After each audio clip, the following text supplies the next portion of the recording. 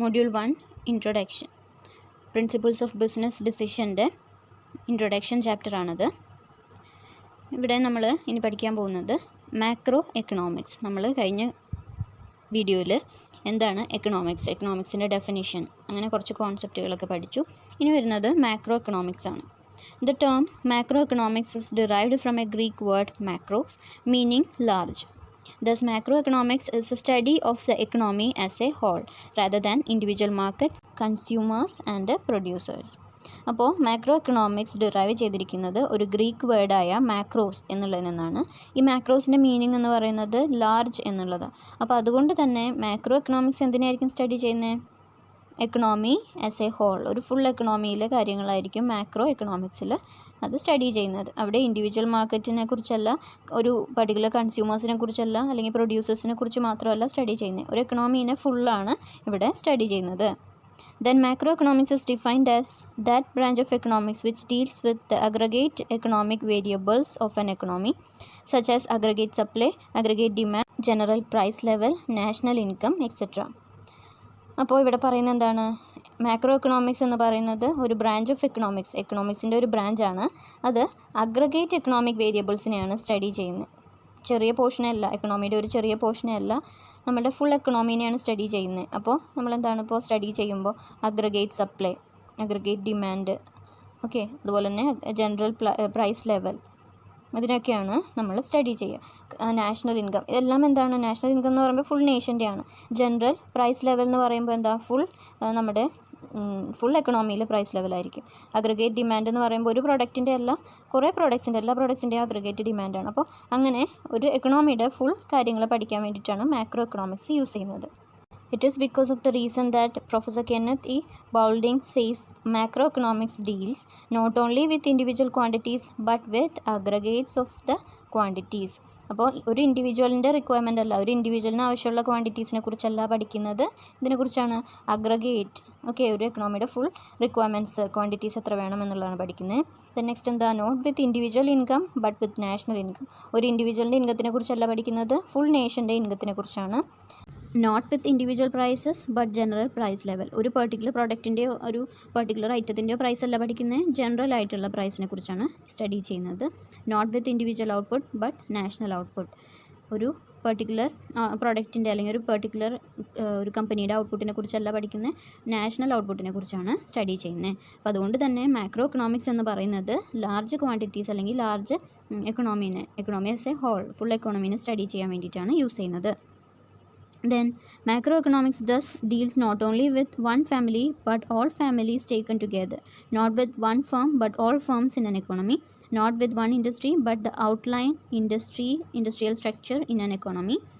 From the above discussion, it is clear that macroeconomics is study of aggregates and hence it is often described as aggregate economics. അപ്പോൾ micro എക്കണോമിക്സിൽ ഇവിടെ പഠിക്കുന്നത് എന്താണ്? ഒരു particular ഫാമിലിനെയല്ല പഠിക്കുന്നത്, കുറേ ഫാമിലീസിന് ഫുള്ളായിട്ട് പഠിക്കുന്നുണ്ട്. അതുപോലെ പർട്ടിക്കുലർ ഫേമിനെയല്ല പഠിക്കുന്നത്, ഫുൾ എക്കണോമിയിലുള്ള എല്ലാ ഫേംസിനെയും സ്റ്റഡി ചെയ്യുന്നു. ഇതിനൊരു പർട്ടിക്കുലർ ഇൻഡസ്ട്രി അല്ല, ഫുൾ ഇൻഡസ്ട്രിയൽ സ്ട്രക്ചർ, ഒരു എക്കണോമിയിലെ ഫുൾ ഇൻഡസ്ട്രിയൽ സ്ട്രക്ചറിനെ പഠിക്കുന്നുണ്ട്. അതുകൊണ്ട് തന്നെ നമ്മൾക്ക് എന്ത് പറയാം? മാക്രോ എക്കണോമിക്സ് എന്ന് പറയുന്നത് അഗ്രഗേറ്റ് എക്കണോമിക്സ് എന്നും അറിയപ്പെടുന്നുണ്ട്. ഓക്കെ, ദെൻ അപ്പോൾ മാക്രോ എക്കണോമിക്സ് എന്താണെന്നുള്ളത് നമ്മൾ പഠിച്ചു. ഇനി what are the importance of macro economics? First എന്താണ്?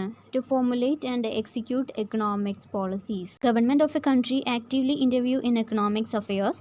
Accurate and reliable statistics of aggregate variables are essential for the formulation and execution of economic policies.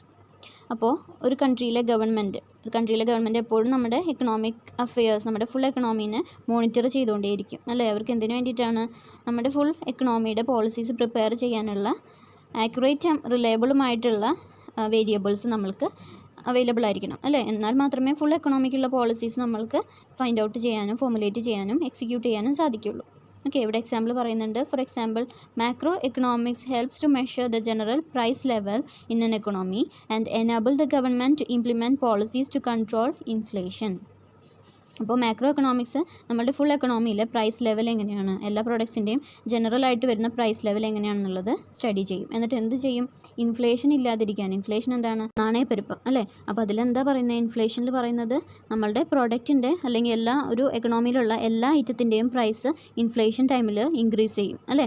അപ്പോൾ raw materials purchase ചെയ്യാനുള്ള സമയത്ത് ഫാക്ടറികൾക്ക് purchase ചെയ്യുന്നതിനേക്കാളും സാധാരണ purchase ചെയ്യുന്നതിനേക്കാളും ഇരട്ടി പൈസ കൊടുക്കേണ്ടി വരും അല്ലേ.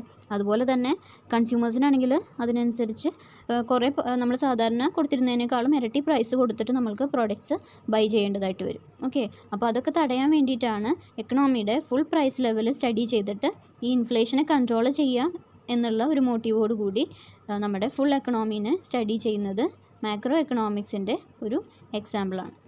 ഓക്കെ, നെക്സ്റ്റ് ആണ് to understand the working of an economy. ഒരു എക്കണോമിയുടെ വർക്കിംഗ് എങ്ങനെയാണ് പോകുന്നത് എന്നുള്ളത് അണ്ടർസ്റ്റാൻഡ് ചെയ്യാൻ. The main economic problem are related to behavior of total income, output, employment and the general price level. These aggregate variables are satisfactorily measurable with the help of macroeconomics. It also helps to analyze the effect of these variables on a working of economy of a country. അപ്പോൾ നമ്മളുടെ main economic problem എന്ന് പറയുന്നത് നമ്മളുടെ total income behaviour, total output, നമ്മളുടെ full എക്കണോമിയുടെ കാര്യമാണ് കേട്ടോ പറയുന്നത്. Total income, total output, full employment, general price level, ഇങ്ങനെയുള്ള കാര്യങ്ങളൊക്കെയാണ് നമ്മളുടെ എക്കണോമിയിൽ വരുന്ന മെയിനായിട്ടുള്ള പ്രോബ്ലംസ്. അപ്പോൾ ഇതിനൊക്കെ സ്റ്റഡി ചെയ്യുന്നത് എന്തിലൂടെ ആയിരിക്കും, മാക്രോ എക്കണോമിക്സിന് മാത്രമേ ഇതിനെല്ലാം കറക്റ്റായിട്ട് സ്റ്റഡി ചെയ്യാൻ സാധിക്കുകയുള്ളൂ. ഓക്കെ, ദെൻ അതിലൂടെ നമ്മൾക്ക് എന്ത് ചെയ്യാം, ഒരു എക്കണോമിയിൽ വരുന്ന ഈ പറയുന്ന എല്ലാ വേരിയബിൾസിൻ്റെയും വർക്കിംഗ് ശരിയായ രീതിയിൽ മുന്നോട്ട് കൊണ്ടുപോകാനായിട്ട് നമ്മളുടെ ഗവൺമെൻറ്റിന് സാധിക്കും. ഓക്കെ, അപ്പോൾ ഫുൾ ഒരു എക്കണോമിയിൽ വർക്കിങ്ങിന് ഇത് റെഗുലേറ്റ് ചെയ്യാനായിട്ട് ഹെൽപ്പ് ചെയ്യുന്നുണ്ട്. ദെൻ നെക്സ്റ്റ് ആണ് to evaluate overall performance of an economy. The study of macroeconomics is very important for evaluating the overall performance of an economy in terms of increase and decrease in economic growth. Economic growth എന്ന് പറയുന്നത് നമ്മൾക്ക് വളരെയധികം measure ചെയ്ത് correct ചെയ്യേണ്ട ഒരു കാര്യമാണ് അല്ലേ, നമ്മുടെ എക്കണോമിയുടെ ഗ്രോത്ത് എങ്ങനെയാണെന്നുള്ളത്.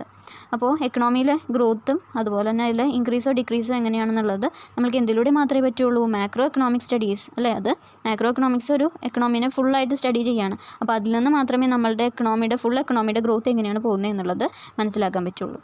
And it also helps to identify the factors responsible for decline in economic growth rate and to find a reasonable solution. Then macro economic സ്റ്റഡിയിലൂടെ നമ്മൾക്ക് എന്ത് മനസ്സിലാക്കാൻ പറ്റും, നമ്മളെല്ലാ കാര്യങ്ങളും ഡീറ്റെയിൽ ആയിട്ട് പഠിക്കുന്നുണ്ട്. അപ്പോൾ അതുകൊണ്ട് തന്നെ ഏതൊക്കെ ഫാക്ടേഴ്സാണ് നമ്മളുടെ എക്കണോമിക് ഗ്രോത്തിനെ താഴേക്ക് കൊണ്ടുവരുന്നത് അല്ലെങ്കിൽ ഡിക്ലൈൻ ചെയ്യാനായിട്ട് ഏതൊക്കെ റീസൺസ് ആണുള്ളതെന്ന് ഫൈൻഡ് ഔട്ട് ചെയ്യാനും അതിന് സൊല്യൂഷൻസ് ഫൈൻഡ് ഔട്ട് ചെയ്യാനും സാധിക്കും. Then next to develop micro economics. Macro economics എന്ന് പറയുന്നത് ഒരു ഫുൾ എക്കണോമിനെ കുറിച്ചുള്ള ഒരു സ്റ്റഡിയാണ്. അപ്പോൾ അതുകൊണ്ട് തന്നെ അതിൽ നിന്നും ഒരു ചെറിയ പോപ്പുലേഷനെ നമ്മൾക്ക് ഡിഫറൻഷ്യേറ്റ് ചെയ്തെടുക്കാനും അല്ല ഡിവൈഡ് ചെയ്തെടുക്കാനും അതിൻ്റെ മാത്രം ആക്ടിവിറ്റീസ് അല്ലെങ്കിൽ അതിനെ മാത്രം എഫക്റ്റ് ചെയ്യുന്ന കാര്യങ്ങൾ പഠിക്കാനും നമ്മൾക്ക് സാധിക്കും. Then in order to formulate micro economic laws, pre study of the aggregate effecting is necessary. Then, for example, the law of diminishing marginal utility does not have been developed if the experiences of masses of individuals and not have been collected and taken into account. For example, the law of diminishing marginal utility could not have been developed if the experience of masses of individuals had not been collected and taken into account. അപ്പോൾ എന്താ പറയുന്നത്, നമ്മൾക്ക് diminishing marginal utility അതിനെക്കുറിച്ച് പഠിക്കണം. Marginal utility എന്ന് പറയുമ്പോൾ additional യൂട്ടിലിറ്റിയാണ് അല്ലേ. ഇപ്പോൾ ഒരു നമ്മൾക്ക് എക്സാമ്പിളായിട്ട് പറയുകയാണെന്നുണ്ടെങ്കിൽ നമ്മളൊരു കുറച്ച് ഐറ്റംസ് ഒരു 10 മിഠായി നമ്മൾ കൺസ്യൂം ചെയ്തു അല്ലെങ്കിൽ ഒരു 10 മിഠായി നമ്മൾ കഴിച്ചു എന്ന് വിചാരിക്കാം. ദെൻ ഒരു ഫസ്റ്റ് മിഠായി എടുക്കുമ്പോൾ നമ്മൾ സാറ്റിസ്ഫൈഡ് ആണ്. ഓക്കെ, അപ്പോൾ അതിന് ഫുൾ യൂട്ടിലിറ്റി. ദെൻ സെക്കൻഡ് എടുക്കുമ്പോഴേക്കും നമ്മൾക്ക് അപ്പോഴും വലിയ വ്യത്യാസം ഉണ്ടാവില്ല, ഒരു 5 എണ്ണം വരെ നമ്മൾ സാറ്റിസ്ഫൈഡ് ആണ്. ഓക്കെ, ദെൻ ആറാമത്തെ എടുക്കുമ്പോഴേക്കും നമ്മൾക്ക് മതിയായി എന്നുള്ളൊരു കണ്ടീഷൻ വരും. അതിനെയാണ് അപ്പോൾ അവിടെ എന്താണ് നമ്മളുടെ യൂട്ടിലിറ്റി, ആ ഒരു പ്രൊഡക്റ്റ് യൂസ് ചെയ്യുന്നത് കൊണ്ടുള്ള നമ്മുടെ യൂട്ടിലിറ്റി അവിടെ കുറയാണ്. ഓക്കെ, അപ്പോൾ അതിനെയാണ് diminishing marginal utility. Law of diminishing marginal യൂട്ടിലിറ്റിയിൽ പറയുന്നത് ഒരു അഡീഷണൽ പ്രൊഡക്റ്റ് നമ്മളുടെ ഓരോ അഡീഷണൽ പ്രൊഡക്ട്സ് യൂസ് ചെയ്യുമ്പോഴും നമ്മളുടെ യൂട്ടിലിറ്റി കുറഞ്ഞു വരും എന്നുള്ളതാണ് ലോ ഓഫ് ഡിമിനിഷിങ് മാർജിനൽ യൂട്ടിലിറ്റിയിൽ നമ്മൾ പഠിക്കുന്നത്. ഓക്കെ, അപ്പോൾ അവിടെ ഒരു സിംഗിൾ പ്രോഡക്റ്റ് ഒരു 10 പ്രോഡക്റ്റ് എടുത്താൽ അല്ലെങ്കിൽ നമ്മളിപ്പോൾ 6 പ്രോഡക്റ്റിൻ്റെ കാര്യമാണ് പറഞ്ഞത്. ഇപ്പോൾ 5ാമത്തെ പ്രോഡക്റ്റ് കഴിഞ്ഞ് ഒരു അഡീഷണൽ പ്രോഡക്റ്റ് 6ാമത്തെ നമ്മൾ യൂസ് ചെയ്തപ്പോഴേക്കും നമ്മളുടെ യൂട്ടിലിറ്റി കുറഞ്ഞു. അവിടെ എന്താണ് ഒരു സിംഗിൾ യൂണിറ്റിനെ കുറിച്ച് നമ്മൾ പഠിക്കുന്നുണ്ട്. അപ്പോൾ അതുകൊണ്ട് അവിടെ എന്ത് പറ്റില്ല, മാക്രോ എക്കണോമിക്സ് പറ്റില്ല. ഓക്കെ, മാക്രോ എക്കണോമിക്സിൽ നമ്മൾ ഒരിക്കലും ആ ഒരു യൂണിറ്റിനെ കുറിച്ച് പഠിക്കില്ല. അപ്പോൾ അതുകൊണ്ട് ഇവിടെ നിന്ന് നമ്മൾക്ക് എന്ത് ഡിറൈവ് ചെയ്തെടുക്കണം? മൈക്രോ എക്കണോമിക്, ഒരു പർട്ടിക്കുലർ യൂണിറ്റിൻ്റെ മാത്രം നമ്മൾ എടുക്കണം. അപ്പോൾ അതുകൊണ്ട് നമ്മൾക്ക് എന്ത് ചെയ്യാം? മാക്രോ എക്കണോമിക്സിൽ നിന്നും നമ്മൾക്ക് മൈക്രോ എക്കണോമിക്, ഒരു ചെറിയ ഫാക്ടറിനെ കുറിച്ചുള്ള സ്റ്റഡി എടുക്കാനായിട്ട് സാധിക്കും. ദെൻ നെക്സ്റ്റ് വരുന്നത് to help in business decision making. Application of macro economic concepts and theories help business managers to get a clear understanding of economic environment of a country. Then future business plans such as convincing new business ventures, expansion of existing business, etc. അപ്പോൾ എന്താണ് macro എക്കണോമിക്സിൽ full ഒരു business മാനേജർക്ക് നമ്മളുടെ ഫ്യൂച്ചറിൽ വരുന്ന ഒരു കൺട്രിയിൽ, particular കൺട്രിയിൽ ഫ്യൂച്ചറിൽ വരുന്ന സിറ്റുവേഷൻസ് എന്താണെന്നുള്ളത് മനസ്സിലാക്കിക്കൊണ്ട് അതിനനുസരിച്ച് ബിസിനസ് പ്ലാനുകൾ പ്രിപ്പയർ ചെയ്യാനും, ഒരു പുതിയ ബിസിനസ് തുടങ്ങണമെങ്കിൽ അത്, അല്ലെങ്കിൽ നമ്മുടെ പ്രോഡക്റ്റ് പുതിയത് ഒരു ബിസിനസ് എക്സ്പാൻഡ് ചെയ്യണോ, അങ്ങനെയുള്ള കാര്യങ്ങളൊക്കെ തീരുമാനിക്കാനായിട്ട് നമ്മൾക്ക് ഇതിലൂടെ സാധിക്കും. Okay. Then thus macroeconomic help to a greater extent in business decision making. അതുകൊണ്ട് തന്നെ നമ്മൾക്ക് പറയാം ബിസിനസ്സിൻ്റെ ഡിസിഷൻസ് എടുക്കാനായിട്ട് മാക്രോ എക്കണോമിക്സ് ഇമ്പോർട്ടൻ്റ് ആണ്. ഒരു ഫുൾ കൺട്രിയുടെ എങ്ങനെയാണ് അതിൻ്റെ ബിസിനസ് എൻവയോൺമെൻറ്റ് അല്ലെങ്കിൽ എക്കണോമിക് എൻവയോൺമെൻറ്റ് എങ്ങനെയാണ് എന്നുള്ളത് മനസ്സിലാക്കിക്കൊണ്ട് നമ്മളുടെ ബിസിനസ് പ്ലാനുകൾ പ്രിപ്പയർ ചെയ്യാനായിട്ട് ഹെൽപ്പ് ചെയ്യും. ഓക്കെ.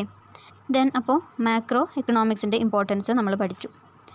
നെക്സ്റ്റ് വരുന്നതാണ് മൈക്രോ എക്കണോമിക്സ്. അപ്പോൾ മാക്രോ എക്കണോമിക്സ് പറഞ്ഞപ്പോൾ തന്നെ നമ്മൾക്ക് കുറേ കാര്യങ്ങൾ മനസ്സിലായിട്ടുണ്ടാവും മൈക്രോ എക്കണോമിക്സ് എന്താണെന്നുള്ളത്. Micro economics deals with a small part or component of the national economy of a country.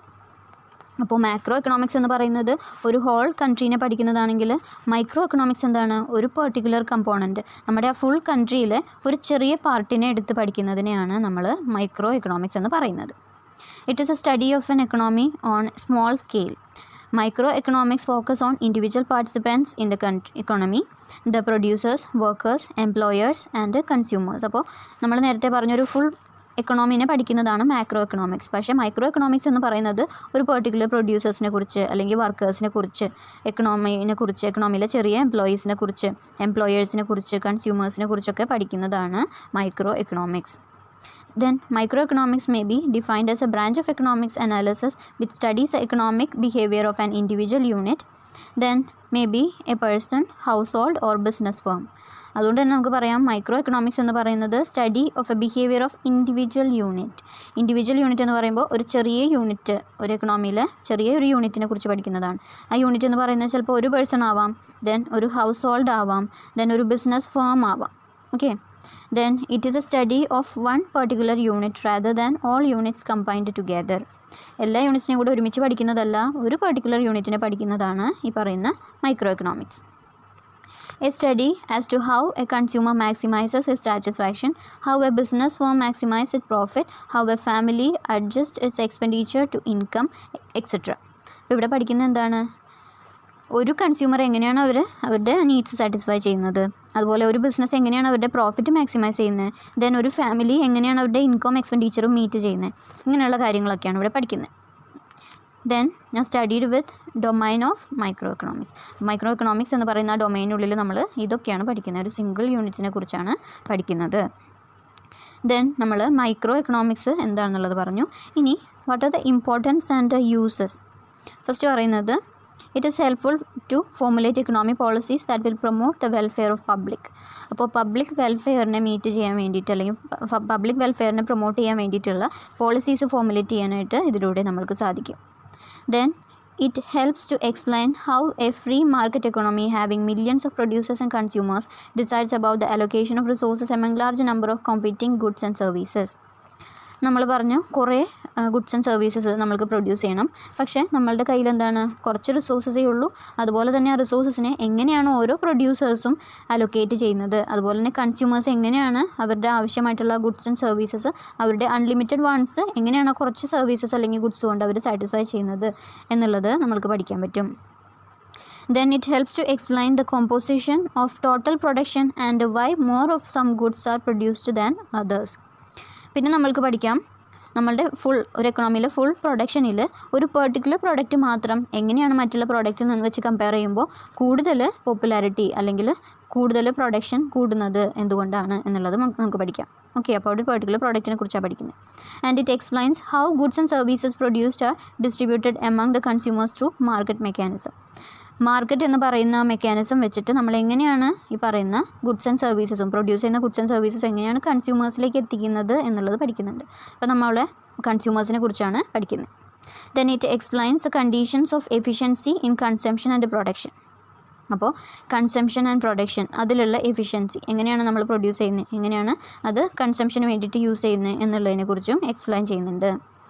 Then next, it helps to suggest suitable policies to promote economic efficiency and welfare of public. അപ്പോൾ public welfare, ഇവിടെ economic welfare അല്ല, public welfare ആണ്. Public വെൽഫെയറിന് വേണ്ടിയിട്ട് നമ്മൾ എങ്ങനെയാണ് പോളിസീസൊക്കെ suitable ആയിട്ടുള്ള പോളിസീസൊക്കെ formulate ചെയ്യുന്നത് എന്നുള്ളത് പഠിക്കുന്നു. Last one, the study of micro economic theory can be usefully applied to various branches of public finance and international economics. അപ്പോൾ പബ്ലിക് ഫിനാൻസിനെ കുറിച്ച്, പല ടൈപ്പ് ഓഫ് പബ്ലിക് ഫിനാൻസിൻ്റെ ബ്രാഞ്ചസിനെ കുറിച്ചും അതുപോലെ തന്നെ ഇൻ്റർനാഷണൽ എക്കണോമിക്സിനെ കുറിച്ചും പഠിക്കാനായിട്ട് എങ്ങനെയാണ് മൈക്രോ എക്കണോമിക്സ് തിയറീസ് നമ്മൾക്ക് യൂസ് ചെയ്യാൻ പറ്റുന്നത് എന്നുള്ളത് കൂടെ ഇവിടെ പഠിക്കുന്നുണ്ട്. അപ്പോൾ നമ്മൾക്ക് ഇത്തരം കാര്യങ്ങളാണ് ഈ വീഡിയോയിൽ ഇൻക്ലൂഡ് ചെയ്തിട്ടുള്ളത്. മൈക്രോ എക്കണോമിക്സ് ആൻഡ് മാക്രോ എക്കണോമിക്സിൻ്റെ ഡീറ്റെയിൽ ആയിട്ടുള്ള തിയറീസും കാര്യങ്ങളൊക്കെ വരുന്ന വീഡിയോയിൽ ഇൻക്ലൂഡ് ചെയ്യുന്നതായിരിക്കും. Thank U.